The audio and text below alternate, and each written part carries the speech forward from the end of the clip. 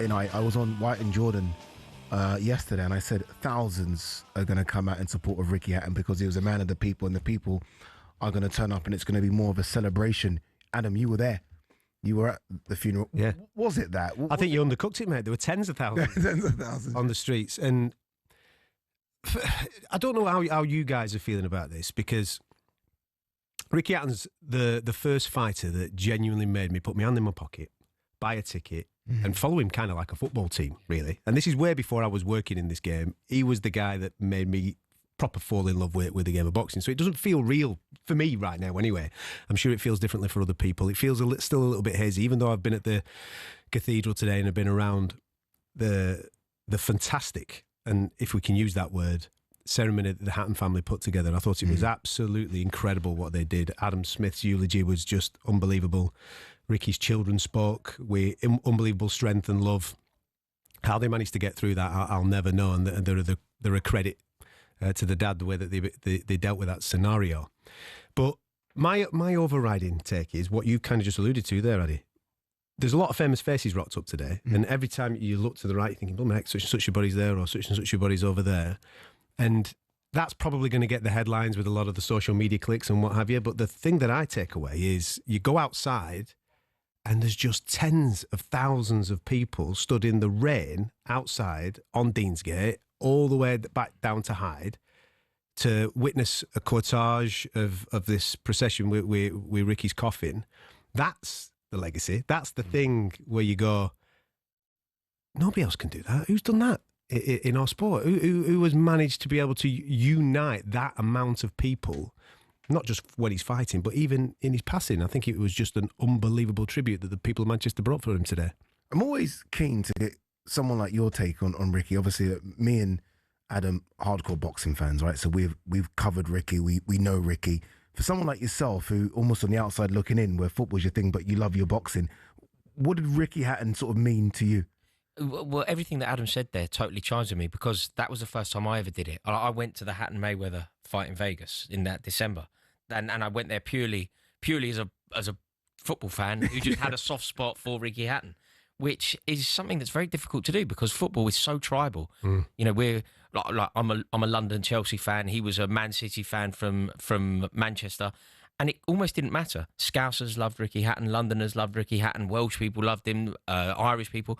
It's such a difficult thing to do, to bring everybody together like that. But that is the power of Ricky Hatton, and I'm not sure if I've ever really known an example of somebody else that can do that. And the fact that you've mentioned today, you know, you're at the funeral and he managed to again unify in his passing. I mean, it's just a measure of the man, isn't it? Yeah, I think that's what it is the measure of the man. And again, you always hear this people's champion thing being thrown around, right? Tyson Fury was there, and he's kind of that, isn't he, a people's champion? Can we clear that up, by the way? I want to clear up that Tyson Fury jacket. Yeah. Thing, because I've seen a few people talk about, Tyson Fury's wearing this jacket and it's out of order. And I've said, because I know that Ricky Hatton used to joke about Tyson Fury wearing that jacket. Yeah. So them two used to go back and forth, and they always take the mick out of each other. And that's why Tyson Fury was wearing it. And I can't believe I even have to say that, but you do get idiots on social media that jump on it. Listen, Tyson Fury was very, very good friends with Ricky Hatton. What he's wearing to the tribute that he's paid to him today, what's that? That's not even the conversation. Tyson Fury turned up, that's the conversation, you know what I mean? That just goes to prove what Ricky Hatton was, that he could bring not just sports stars and people from our sport in boxing. Wayne Rooney was there from the world of football. There was various other, Chris Kamara was there. You've got people from the world of entertainment, Bez from the Happy Mondays, Liam Gallagher rocked up. All, you know what I mean?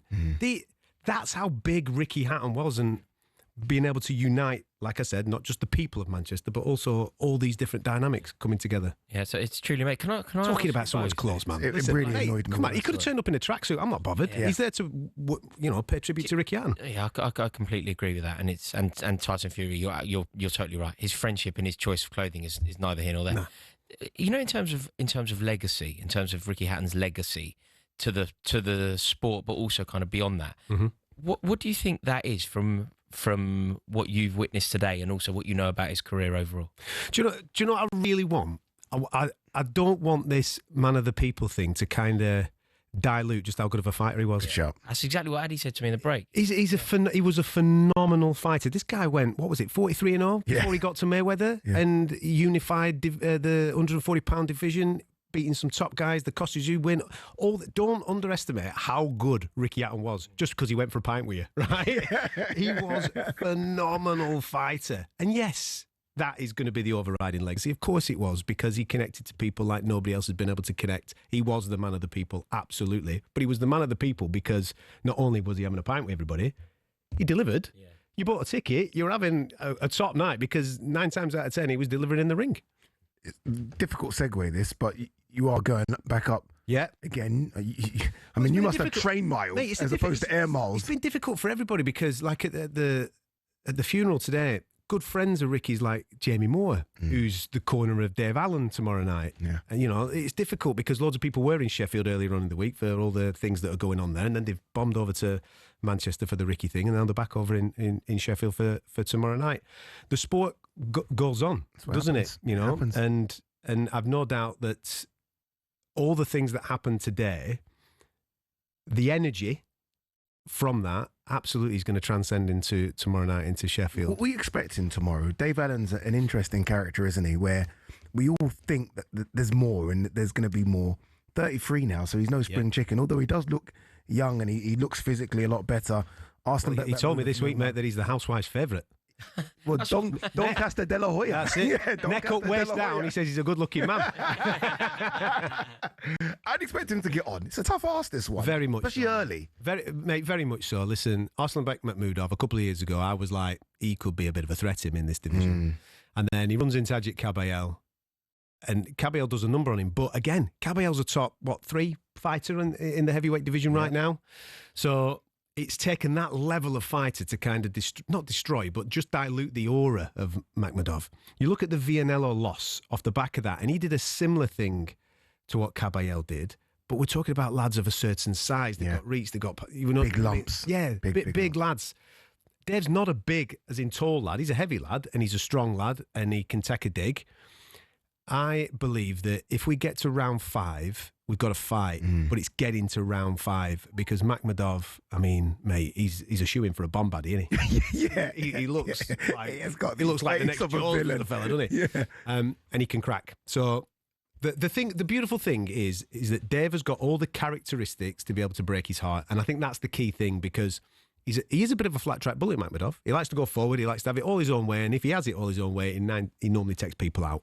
If Dave's still there at 5 and he's sat there smiling at him going, we're having a fight now, pal, I think we could be in for a big night, but it's going to take something special to get there. It's going to be a good atmosphere, though. 9,000 will be packed into the Sheffield Arena, which is a big one. You will be there alongside Gareth A. Davis, Spencer Oliver, and Joe Rawling calling the action. Remember, that's Dave Allen versus Arslan Bekmambudov this Saturday, 8 p.m. on talkSPORT, or you can watch it live on The Zone, where you'll see my mug. The Ricky Hatton funeral. And I know that obviously brings the mood of the programme down a touch to start, but I just think it's quite prominent, especially with, one, I was in attendance to it today in Manchester, and I think it's one of the biggest talking points of the day. I went up to, obviously people know that I live in Manchester, so I went to the cathedral this afternoon, and there were quite a lot of people, obviously. We're going to be speaking to Spencer Oliver a little later on in the show. He's going to come and join us. He was at the cathedral with us earlier today. And I just thought the Hatton family, I don't know if you've caught any of this on social media, Coley, today, but I just thought the Hatton family did an amazing job under immense stress. I mean, I can't even imagine the amount of stress that they're under with everything that's going on. But they did an amazing job at just capturing the right tone and paying tribute, not only to their son, to their brother, to their family member, but also to a British sporting icon. It really was an honour to be there, to be around the tributes that were being paid to him today.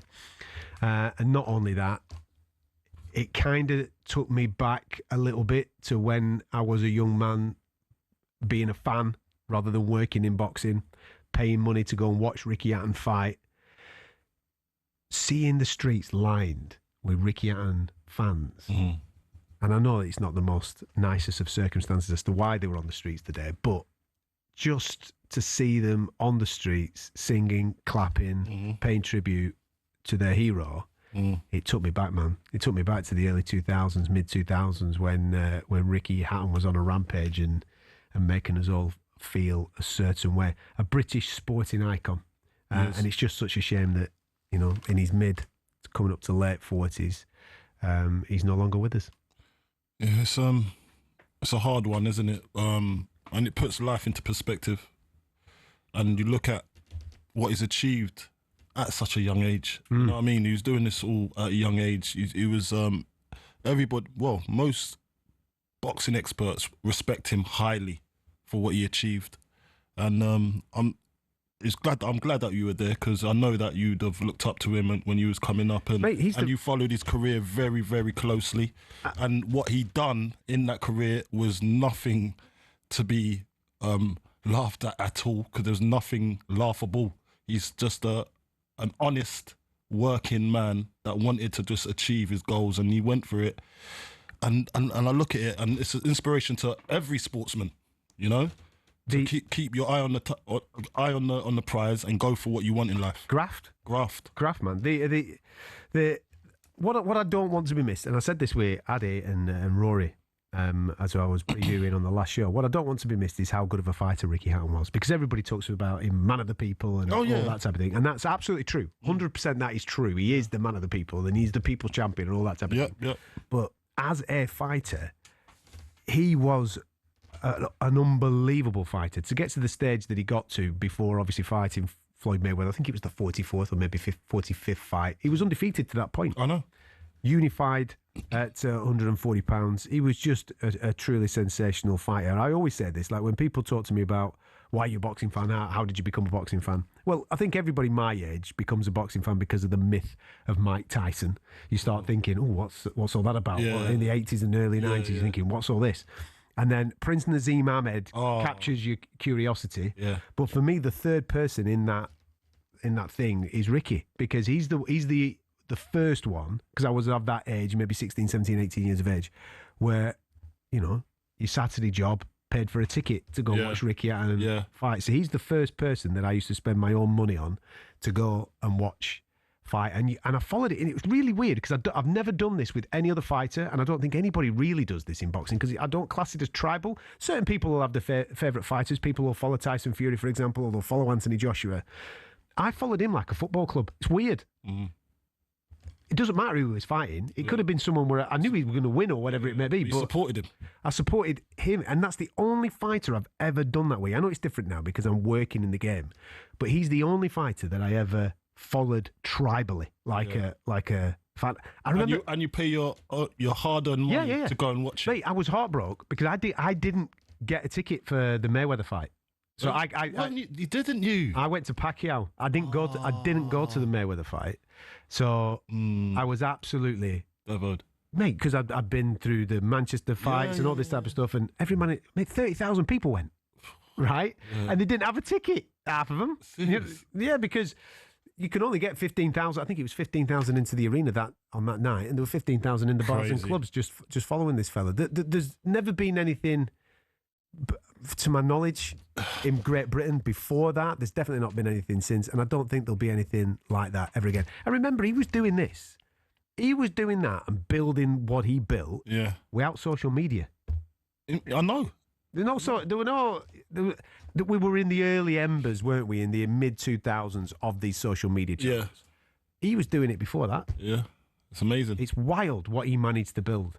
I know. And a cult following. A proper cult following. And that was reminiscent today with people coming out on the streets. Yeah. And that's the legacy. Like you'll see on your social media channels today the amount of famous faces that were in the cathedral.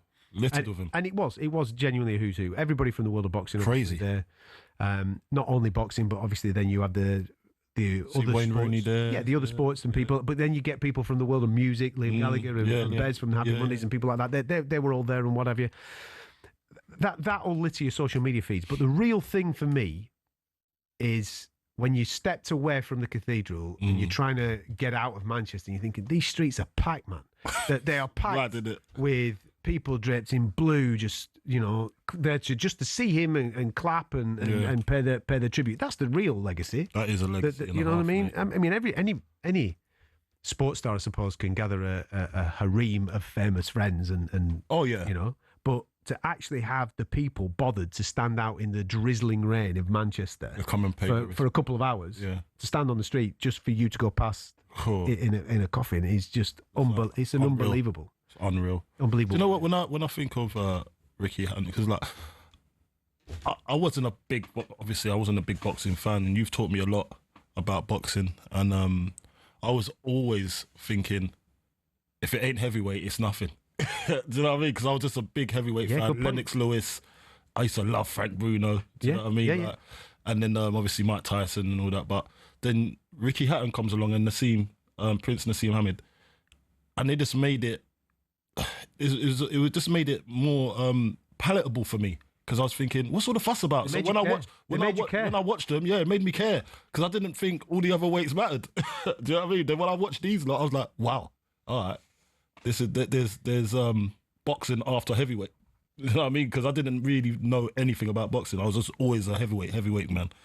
And then these guys, and when you look at what Ricky's achieved in his life, and you, listen, no one can walk in his shoes, and no one can ever judge him, because it's only him. It's only him in that ring, him in his thoughts, and at the end of the day, he can train all he wants, but he has to go out there and do it. Because that's why I respect boxers, because they've got something else that we don't have. We're a team. Like footballers, we're a team. We can rely on our mate, we can rely on our people around. But with a boxer, when you're in that ring, it's just you and that other fella, and you got to kind of go for him, and it's got to try and rip his head off, basically. Yeah. And that is a different kind of that's a different kind of respect I have to give these guys, because it's different. And I'm so glad that he if he was here to see that love. What that love, mate, I don't know, man. There's just two other points that I just want to talk, because I don't want to obviously keep going on. It's his day. It is absolutely his It's his day. The 2 points that I want to make. Firstly, on the service today, I thought Adam Smith, one of our colleagues who did the eulogy, was unbelievable. Absolutely, because he really has documented Ricky's rise and his career, and he became quite close with him. Yeah. So therefore, to be able to stand up, to do what he did, to say what he said, to keep it all together, I thought was absolutely incredible. So Adam Smith, take your hat off, man. You were absolutely fantastic today with that. But also a lot of credit to all three of Ricky's kids who spoke today. His two daughters spoke. And Campbell got up in front of everybody and spoke with an amazing amount of strength and love. And it was, when you hear the words coming out of their mouths, that's when you're starting to choke back the tears a little bit. Yeah. That's the real element of what everybody's going through. So from that point of view, I just wanted to mention those. And secondly, people talk about meeting the heroes all the time, don't they? And as I've just highlighted to you, Ricky Hatton, for me as a teenage lad, he was the one that I was following. I was in awe of him. Yeah. He was the guy. Obviously gutted when he ended up getting beat against Mayweather and Pacquiao, but he took us on such an unbelievable journey. And then I step into this world to actually work in this world. And his career had come to a kind of I know he had the comeback with Senchenko in and around the time that I was kind of starting around about the Olympics. But at all my meetings with Ricky, his boxing career had been done. He was a coach and he was doing other bits. He lived up and even exceeded the expectation of anything I ever had in my head about him. Is it? Mate, he was just an unbelievable, all-encompassing, all-accommodating guy. Whether it be in a social environment, he would always welcome you into it was like doing a stand-up. If you were in a pub with him, it was like he was doing stand-up for whatever. And he was such he wants you to enjoy his presence. A humorous, just a proper lad. You're thinking, that's Ricky Hatton, former... Yeah. But you wouldn't think it. Champion of the world. And he's like telling me to, stop being tight and get a beard. You know what I mean? I'm thinking, I love it. All that type of thing. The one that really took my breath away, though, once, and this was for talkSPORT, actually. City were playing Arsenal a couple of years ago, and I got a phone call. I said, listen, we're doing a big day on City-Arsenal game today. It was when Arsenal were really pushing for the league, and City ended up beating them. I think De Bruyne scored a couple or whatever it was. And that day, we did a big preview day. He said, can you go up to Ricky's gym, and we'll do something with Ricky, and we'll get Ricky on and all this. Yeah, no bother whatsoever. So I went up to Ricky's gym, right? And he's in there. He was doing a bit of training in the morning. He said, right, lads, set up over there. I'll be with you in a minute. And he comes out and he was kitted up for the day. And this is like for the day. 10, 11 o'clock in the morning, right? He was going out. It was footy. Footy wasn't on till 8 o'clock at night, but he was going out with his pals. He'd done his gym session in the morning. He got his jeans on. He's got his smart stuff on. He was ready to go. And we did this piece to camera, right? No word of a lie. This. We finished, right? He chucked me the keys to his gym, right? He chucked me the keys to his gym. I've gone. He goes, "Do us a favour, lock up when you're done." he cleared off. What are you gonna do? What are you gonna do with the keys? Post them back through the letterbox. So take all our stuff out, right? Lock it all up and post them. Yeah, post mate, them back. crack on. But that is the type of guy that he was. Just one of us, man. Yeah. Absolutely one of us. Angel, man. And he'll be sorely missed. Manchester did him proud today. God bless you, Ricky. On AM, on DAB, via the talkSPORT app and on your smart speaker. talkSPORT.